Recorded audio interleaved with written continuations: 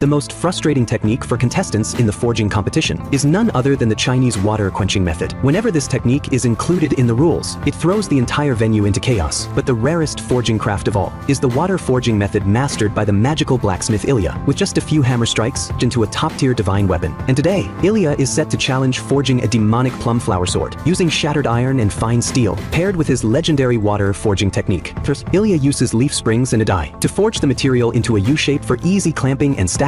He then uses hot cutting to chop the remaining steel into pieces, stacks them all inside the U-shaped steel, and begins heating. During the forging process, the steel needs constant folding. Initially, Ilya and his partner can forge with hand hammers, but as the number of folds increases, the steel grows harder and harder. Hand hammers can no longer shape it. They switch to a power hammer to continue forging. Meanwhile, Ilya incorporates his signature forging technique, which not only fuses the steel, but also refines scrap iron into steel billets. This isn't the end. Ilya cuts the billet in half, hammers it back into a U-shape with the power hammer, then clamps high-carbon steel inside. For a 3-in-1 forging process, he strikes with immense force, quickly fusing the metals and extending the billet. The blade's approximate shape starts to take form. Next, he uses hot cutting to create a rough tip. Once the basic shaping is done, the billet is handed over to his partner Matt for grinding. Matt handles all details, including the circular hole in the blade and other specifications. While Matt grinds, Ilya doesn't rest. He begins crafting the coiled patterns on the guard. Grooves are made with the power hammer and auxiliary tools, and intricate details are carved with a hand hammer. Finally, he compares it to the blade billet to ensure a perfect fit. After confirmation, Ilya passes the billet back to Matt, who refines the design further. Matt replicates the circular hole at the tang and the blade's patterns, while Ilya handles the final decorative carvings, the skill he excels at as one of the most talented carving blacksmiths. For the handle, to fully replicate the plum blossom blade from the manga, Ilya shapes it entirely from mild steel. He spares no effort on the complex handle patterns, carving them by hand. At the end of the handle, he uses brass powder to create oxidation marks. The final step, quenching. Ilya sets the quenching temperature at 1,600 degrees, higher than usual, but he's fully confident. The result is exactly as he envisioned, flawless. The plum blossom markings on the blade are crafted with a mild steel hand hammer, while Matt performs the final precision polishing. To add a protective oxide layer, also named anodization, Ilya places the entire blade in a 480-degree furnace for heat degreasing. After all, the blade must be absolutely clean before oxidation. Finally, let's admire the finished product of this demonic plum flower sword from Solo Leveling Arise.